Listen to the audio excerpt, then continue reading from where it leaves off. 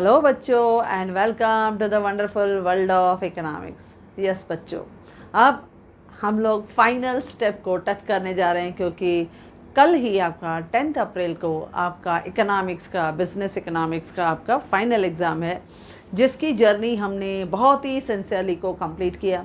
हमने बहुत से चैप्टर्स जो हैं वो डिस्कस भी कर लिए। आई होप सो आपने अच्छी तरह से प्रिपरेशन कर लिया होगा।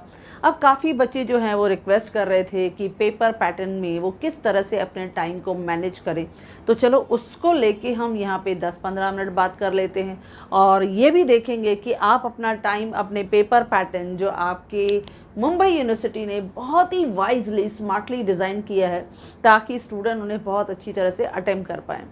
तो बच्चों, आपका जो TY के 6 सेमेस्टर का आपने 5th सेमेस्टर में भी देखा था, 6th सेमेस्टर में भी देखा था, आपका जो पेपर पैटर्न है वो इस तरह से डिज़ाइन किया हुआ है कि क्वेश्चन नंबर 1 जो है वो है ऑब्जेक्टिव फॉर 20 मार्क्स। ओके, अब इस ऑब्जेक्टिव के 2 पार्ट्स होते हैं।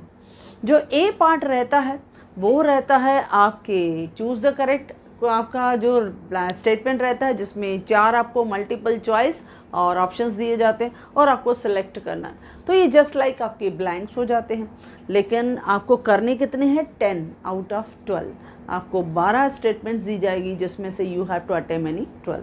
बहुत बच्चे तो 12 आउट ऑफ 12 अटेम्प्ट करके आ जाते हैं। भाई समझो 1-2 अगर गड़बड़ भी हुआ तो at least they will gain 10 out of 10, ऐसा सोचते हैं। और ऑब्जेक्टिव्स जो हैं वो इजी स्कोरिंग भी होते हैं और आपका टाइम उतना जो है वो कंज्यूम नहीं होता है। सेकंड जो बी पार्ट होता है वो ट्रू फॉल्स है।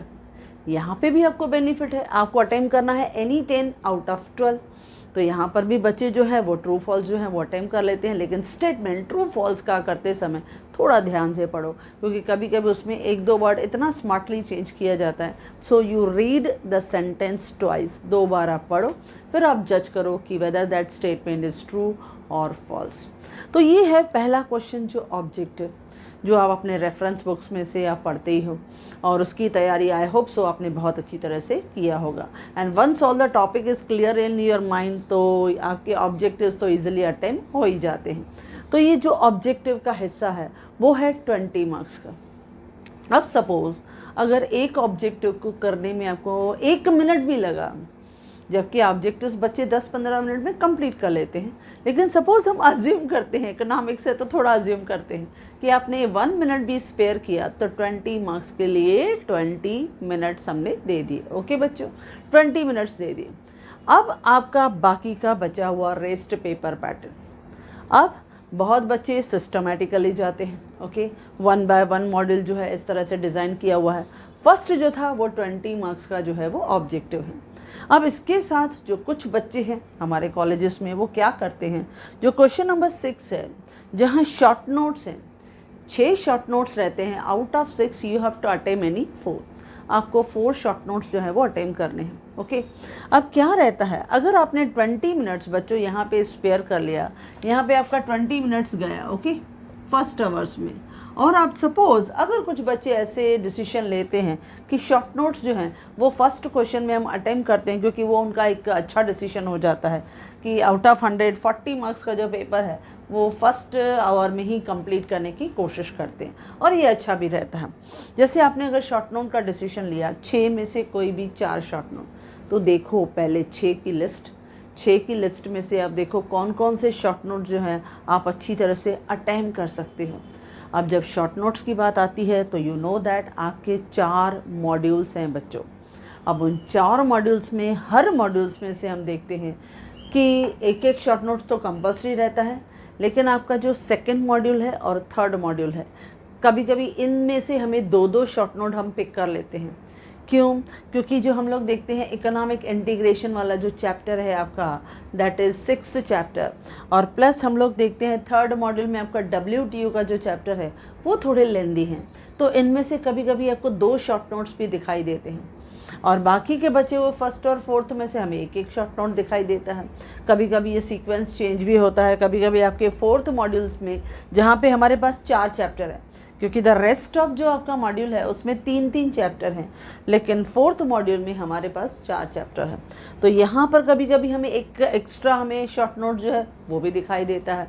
तो वॉटेवर में भी आपको यहाँ 6 शॉर्ट नोट्स रहेंगे, आपको सिलेक्ट करने हैं एनी 4 बेस्ट जो आपको अच्छी तरह से आते हैं आप सेलेक्ट करो।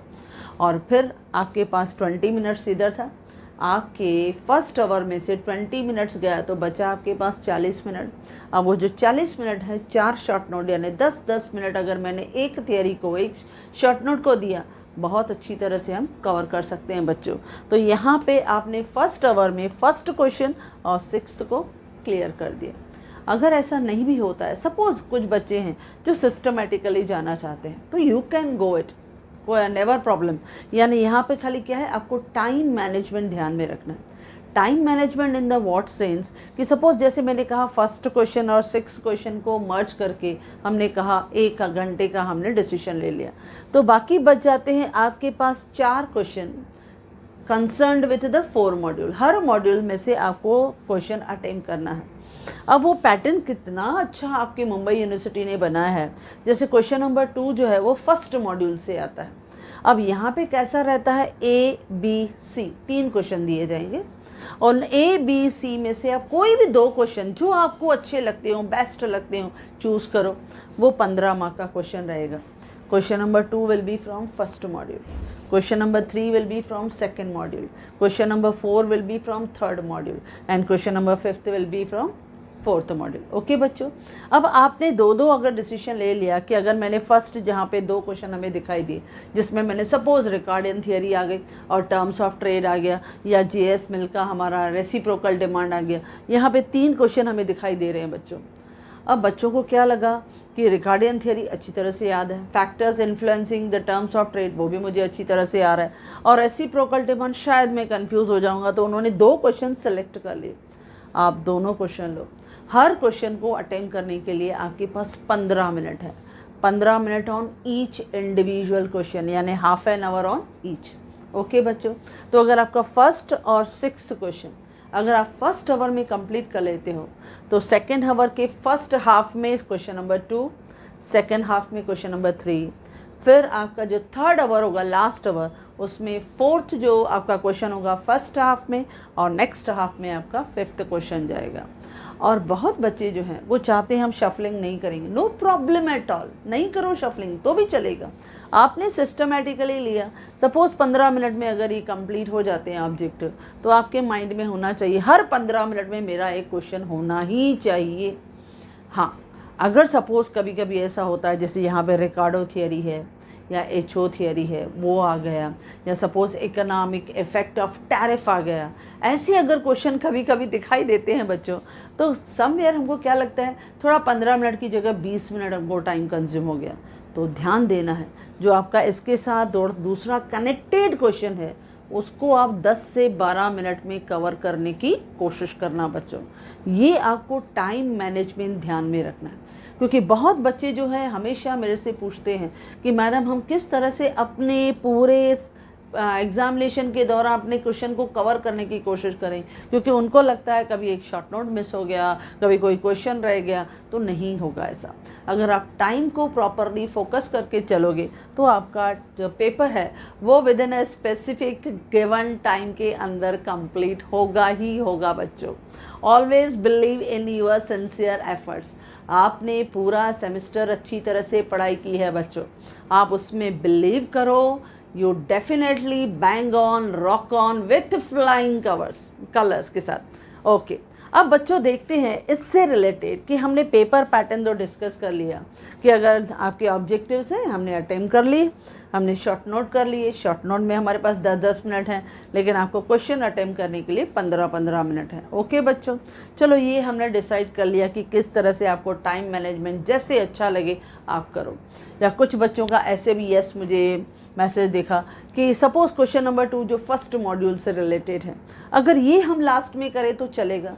Yes you can do it, आप कर सकते हो, क्योंकि बच्चे सेकेंड मॉड्यूल से पहले स्टार्ट करते हैं, उन्होंने ऑब्जेक्टिव्स कर लिया, फिर second module, then third, then fourth, then short note, और फाइनली वो क्वेश्चन नंबर 2 को टच करते हैं। डिपेंड अपॉन यू, आप कर सकते हो जैसे आपको कंफर्टेबल जोन है, लेकिन कंडीशन इज़ दैट अगर सपोज आप क्वेश्चन नंबर 1 के बाद क्वेश्चन नंबर 3 पे जा रहे हो तो अटेम्प्ट फुल, शफलिंग नहीं करो बच्चों। आप इस क्वेश्चन नंबर 3 में से A B या A C या B C कोई भी कॉम्बिनेशन ले लो, लेकिन कंप्लीट करो पूरा क्वेश्चन। ऐसा नहीं ए पार्ट इधर किया सी पार्ट पीछे किया, ऐसे नहीं करना है, पूरा का पूरा क्वेश्चन एक साथ अटेम्प्ट करना है। अच्छा, कभी कभी बच्चे ऐसे पूछते हैं मैम पेजेस कितना लिखें? शॉर्ट नोट है तो पेजेस है, लेकिन अगर लॉन्ग क्वेश्चन है आप 3-4 पेजेस में कवर कर सकते हो। ओके बच्चों, अब आते हैं कि क्यों कुछ फ्यू सिलेक्टेड क्वेश्चन जिसकी प्रिपरेशन आपको फाइनल एग्ज़ाम जो कल होने वाला है, मैंने फाइनली आपको दिया कि आप पहले तैयारी कर लो, फिर हम थोड़े क्वेश्चंस देखेंगे, उसको आप थोड़ा लास्ट मिनट में LMR ले लेना, यानी लास्ट मिनट रिवीजन ले लेना, यानी इनको थोड़ा अच्छी तरह से आप पॉलिश करके रेडी करना, mainly focus on these question. जैसे मैंने आपके मॉड्यूल वाइज आपके क्वेश्चंस को प्रिपेयर किया है। जैसे अगर फर्स्ट मॉड्यूल में देखते हैं बच्चों, तो फर्स्ट मॉड्यूल में ज़्यादातर क्वेश्चन जो फर्स्ट चैप्टर में से डिमांडेड होते हैं, ये 2 क्वेश्चन। एक होती है Ricardian theory, okay, Ricardian theory of comparative cost difference, या होती है HO theory of international trade. तो ये इन दोनों में से डिमांडेड आपसे पूछ सकता है। रिकार्डो थियरी अगर पूछा गया तो ज़्यादातर देखा गया HO थियरी के क्रिटिसिजम्स पूछे जाते हैं, या अगर HO थियरी है तो देखा गया है कि रिकार्डियन थियरी के लिमिटेशंस या एवेल्युएशन या ड्रॉबैक्स पूछे जाते हैं। ऐसा थोड़ा अपोजिट में दिखाई देता है, लेकिन आपको इन फर्स्ट चैप्टर में से आइदर रिकार्डियन थियरी या HO थियरी दोनों में से एक थियरी आपको अटेम्प्ट करनी है। तो मैंने पहले कहा कि फर्स्ट मॉड्यूल जो है इसमें स्पेशली बच्चे जो HO थियरी है उनको लगता है कि ये थोड़ा इसका लेवल हाई है, रिकार्डियन आया तो they will do it, classical theory को वो इजीली अटेम्प्ट कर लेते हैं, लेकिन कोई डिफ़िकल्ट थियरी नहीं है, आप अच्छी तरह से प्रिपेयर कर सकते हो, बिलीव इन योरसेल्फ। तो HO थियरी ये दोनों आपके फर्स्ट चैप्टर के थे। सेकंड चैप्टर में जब आते हैं तो वो है टर्म्स ऑफ ट्रेड, ओके। जब हम टर्म्स ऑफ ट्रेड में आते हैं तो उसमें स्पेशली है what are the different factors affecting terms of trade, 8 factors हैं। तो ये भी आपसे ये क्वेश्चन सेकंड चैप्टर में से डिमांडेड हो सकता है। इस सेकंड चैप्टर में से शॉर्ट नोट में हमें दिखाई देता है gross barter terms of trade, net barter terms of trade जो टैसिंग ने दिया है, इनकम टर्म्स ऑफ ट्रेड जो हमें GS डोरैंक ने दिया है, ये मेथड आपसे पूछ सकता है, ओके बच्चों। या फिर आपका जो थर्ड चैप्टर है, अब थर्ड चैप्टर में से 2 क्वेश्चन हैं जो ज़्यादातर आपके इसमें यूनिवर्सिटी पेपर में डिमांडेड होते हैं। वो है various types of gain from trade, या explain the theory of reciprocal demand, या वो इनडायरेक्टली बोलेगा explain the JS Mill theory of international trade, ऐसे भी बोल सकता है। यानी क्वेश्चन कैसे भी दिया, केयरफुली आपको जवाब देना है। रेसिप्रोकल आपका डिमांड कहा या JS मिल की थियरी कहा, आपको समझना है। या कभी कभी आपको शॉर्ट नोट में दिखाई देता है ऑफर का, उन्होंने आपको ऑफर का दिखाई दिया। तो ये फर्स्ट मॉड्यूल के क्वेश्चंस हैं जिनको आपको थोड़ा ज़्यादा फोकस करना है। क्लियर बच्चों? एंड आई होप सो आपने अच्छी तरह से प्रिपेयर किया होगा। अगर डाउट है तो आप वीडियोस में जाके, वो सिलेक्टेड वीडियोस में जाके आप अपने डाउट्स को क्लियर कर सकते हैं। देन आते हैं सेकेंड मॉड्यूल पे। अब सेकेंड मॉड्यूल में हम जनरली देखते हैं आपका 4th, 5th और 6th चैप्टर। जब हम 4th चैप्टर में आते हैं तो कमर्शियल ट्रेड पॉलिसी है। अब इस कमर्शियल ट्रेड पॉलिसी में ज़्यादातर देखा गया arguments in favour of either free trade policy या प्रोटेक्शनिस्ट पॉलिसी, ये दिखाई देता है। और इसी चैप्टर में से जो आपका शॉर्ट नोट है वो जनरली दिखाई देता है ऑब्जेक्टिव्स ऑफ कमर्शियल पॉलिसी, ये ज़्यादातर हमें शॉर्ट नोट्स में दिखाई देता है। देन 5th में जब आते हैं टैरिफ और नॉन टैरिफ बैरियर बच्चों। अब टैरिफ और नॉन टैरिफ बैरियर में अगर लॉन्ग क्वेश्चन में देखें तो इकोनॉमिक इफेक्ट ऑफ टैरिफ जो है वो हमें इसकी फ्रीक्वेंसी ज़्यादा दिखाई देती है, लेकिन जो नॉन टैरिफ बैरियर्स है वो हमें शॉर्ट नोट्स में दिखाई देता है, या टाइप्स ऑफ कोटा कहा या नॉन टैरिफ बैरियर कहा तो वो हमें यहाँ पे दिखाई देता है। देन जो 6th चैप्टर है दैट इज़ इकोनॉमिक इंटीग्रेशन। अब यहाँ ये चैप्टर की लेंथ थोड़ी ज़्यादा बड़ी है। अब यहाँ पे लॉन्ग क्वेश्चन में कभी कभी दिखाई देता है what are the objectives of economic integration, क्या डिफरेंट रीजंस हैं जिसकी वजह से इकोनॉमिक जो इंटीग्रेशन है वो हम इकोनॉमी में देखते हैं, या what are the reasons of Brexit leaving the EU। Brexit यानी ब्रिटेन का एग्जिट होना फ्रॉम EU, जब ब्रिटेन का ईयू से एग्जिस्ट होना होता है, बाहर चली जा रही है, उन्होंने डिसीजन लिया कि I will no longer remain the member of this EU, यानी कस्टम यूनियन का हिस्सा मुझे नहीं बनना है, तो वो ब्रेक्सिट की जो पूरी जर्नी है वो आपको बताने हैं कि व्हाट आर द रीजंस, क्यों वो उनसे अलग होना चाहते थे। ये आपको कभी कभी दिखाई देता है, समटाइम यही ब्रेक्सिट आपको शॉर्ट नोट में भी दिखाई देता है। अब शॉर्ट नोट में यहाँ इस चैप्टर से कभी कभी टाइप्स ऑफ इकोनॉमिक इंटीग्रेशन भी आता है, या कभी कभी फंक्शंस ऑफ ईयू। 4 फंक्शंस आपको याद है, that is freedom of, free movement of goods, then free movement of services, free movement of capital, free movement of people. तो वो 4 फंक्शंस ऑफ ईयू है, कभी कभी वो भी दिखाई देता है। या आसियान के जो इनिशिएटिव्स हैं वो भी कभी कभी शॉर्ट नोट में दिखाई देता है। तो जनरली जो 6th चैप्टर का वेटेज है वो थोड़ा ज़्यादा है, क्योंकि वो लेंदी है, तो शॉर्ट नोट में उसमें से एक नहीं कभी कभी 2 क्वेश्चन जो है वो डिमांडेड होते हैं। तो इस तरह का बिहेवियर 2nd मॉड्यूल का आपको दिखाई देता है। ओके बच्चों, अब आते हैं 3rd मॉड्यूल पे। 3rd मॉड्यूल में हमें दिखाई देता है एक तो structure of balance of payment, जो हमें लेंदी क्वेश्चन में दिखाई देता है। उसके बाद जब हम डिसइक्विलिब्रियम देखते हैं तो डिसइक्विलिब्रियम में जनरली कौन से बीओपी डिसइक्विलिब्रियम में उनके कॉजेज़ क्या हैं वो हमें डिस्कस करने हैं, कि क्यों हमें डिसइक्विलिब्रियम का पोजीशन जो है वो दिखाई देता है, तो एक कॉजेज़ को डिस्कस करना है। और अगर डिसइक्विलिब्रियम का प्रॉब्लम है, यानी हमारा बीओपी डेफिसिट है, जो हमारे जस्ट मोस्टली हम देखते हैं हमारे डेवलपिंग इकोनॉमी का एक कॉमन प्रॉब्लम है, तो उसको करेक्ट कैसे किया जाता है with monetary and non monetary measures, तो वो भी हमें दिखाई देता है। अब स्पेशली यहाँ पे जब हम मॉनेटरी मेथड्स की यहाँ बात आई है, तो यहाँ पे कभी कभी आपको मार्शल और लर्नर्स की कंडीशन, जिसने डी वैल्यूएशन जो था एक मॉनेटरी मेजर्स जो है वो दिया था, तो कभी कभी वो यहाँ पे शॉर्ट नोट में भी दिखाई देता है। तो पहला 3rd मॉड्यूल से हमें दिखाई देता है स्ट्रक्चर ऑफ बीओपी, ये जनरली आपसे डिमांडेड होता है, या what are the main causes of BOP का disequilibrium position, the different measures to correct the BOP का डिसइक्विलिब्रियम, जिसमें मॉनेटरी और नॉन मॉनेटरी दोनों मेथड्स होते हैं, जिसमें हम अपने बैलेंस ऑफ पेमेंट को करेक्ट करने की कोशिश करते हैं। यानी we will try to restrict our import, ताकि फॉरेन करेंसी जो है वो बचे और उसको हम धीरे धीरे सरप्लस की तरफ डाइवर्ट करें। देन WTO, अब इस मॉड्यूल में भी आपका WTO एक काफ़ी लेंदी चैप्टर है। अब इसमें आपको जो क्वेश्चन ज़्यादातर डिमांडेड होता है, ज़्यादातर हम गट्स के फेवर में, ज़्यादातर WTO के जितने भी एग्रीमेंट्स हैं गट्स के फेवर में कैसे गए, या कभी कभी ट्रिप और ट्रिम है ऐसी एग्रीमेंट भी वो आपसे पूछ सकता है। तो किस तरह की एग्रीमेंट हमने गट्स के फेवर में की, या ट्रिप और ट्रिम की एग्रीमेंट में हमें क्या क्या दिखाई देता है, इस तरह से आपके WTO के ये क्वेश्चन को वहाँ डिमांड करता है। लेकिन अगर शॉर्ट नोट में बात आ जाए बच्चों, तो यहाँ पर जनरली प्रिंसिपल ऑफ जो WTO वो हमें दिखाई देता है। तो जनरली यहाँ पर भी आपको यहाँ ध्यान देना है कि 3rd मॉड्यूल की प्रिपरेशन आपकी अच्छी तरह से हो जाए। देन आते हैं 4th मॉड्यूल। अब 4th मॉड्यूल में 4 चैप्टर्स हैं, क्योंकि बाकी सब मॉड्यूल में आपके 3 चैप्टर्स हैं, यहाँ आपके जो हैं वो 4 चैप्टर्स हैं। अब यहाँ पे जैसे हम लोग देखते हैं कि आपका फॉरेन एक्सचेंज मार्केट है। अब इस फॉरेन एक्सचेंज मार्केट में हमें स्पॉट मार्केट और फॉरवर्ड मार्केट क्या होता है, हेजिंग मार्केट और आर्बिट्रेज मार्केट क्या होता है। यहाँ अगर स्पॉट और फॉरवर्ड मार्केट क्वेश्चन में दिया तो शॉर्ट नोट में आपको आर्बिट्रेज मार्केट दिखाई देता है। या हमारे फंक्शंस ऑफ फॉरेक्स मार्केट का क्या रहता है, 3 फंक्शंस आपको बताना है कि किस तरह से वो हेजिंग में और क्रेडिट जो है वो लेने में हमको मदद करता है। तो इस तरह से आपके फंक्शंस ऑफ फॉरेक्स मार्केट या आर्बिट्रेज ये शॉर्ट नोट में आता है। यहाँ पे हमने क्या दिखा है, स्पॉट और फॉरवर्ड मार्केट भी आपसे लॉन्ग क्वेश्चन में पूछ लिया। ओके बच्चों, देन हमें दिखाई देता है नेक्स्ट, जिसमें एक्सचेंज रेट का डिटर्मिनेशन है। अब जब एक्सचेंज रेट का डिटर्मिनेशन है तो यहाँ पे इस चैप्टर से दोनों क्वेश्चन ही इक्वली इंपॉर्टेंट है।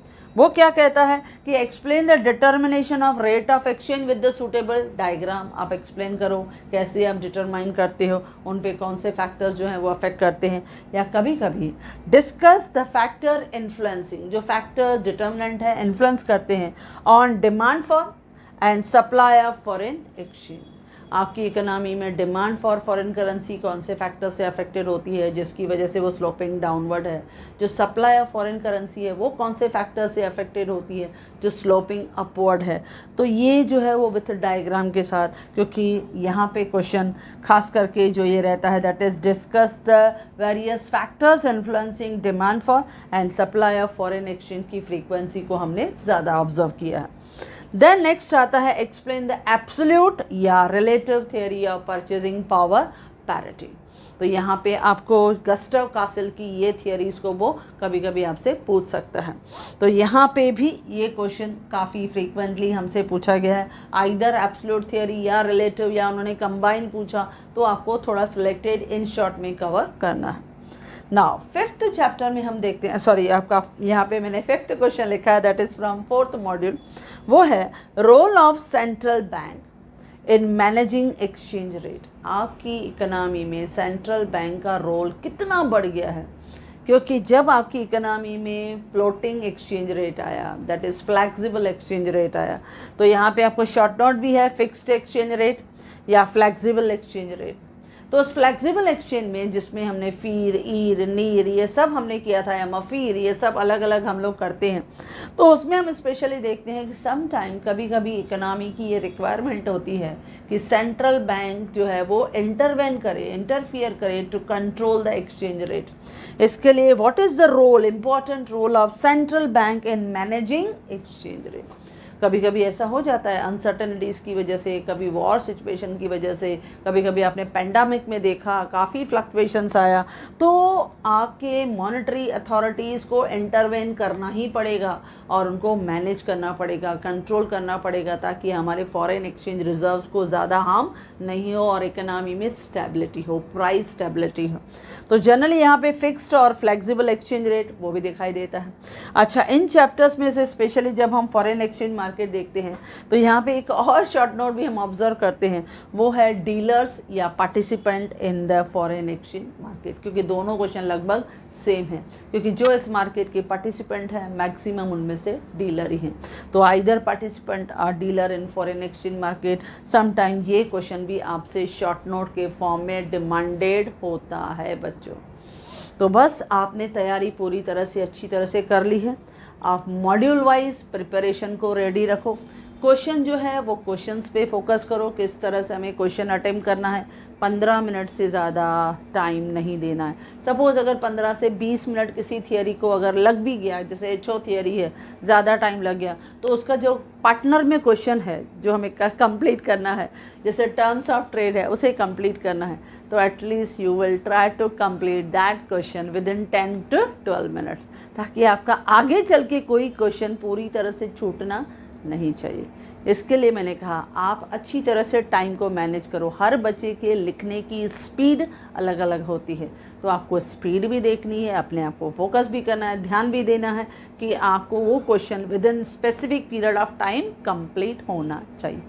ओके बच्चों, तो आप इसी तरह से प्रिपरेशन करना, ये क्वेश्चंस रेडी करना। आई एम अश्योर यू कि you will definitely rock on in the tomorrow's paper. कल के पेपर में आप इतना अच्छा करोगे and definitely success will touch your feets. So all the best my dear students.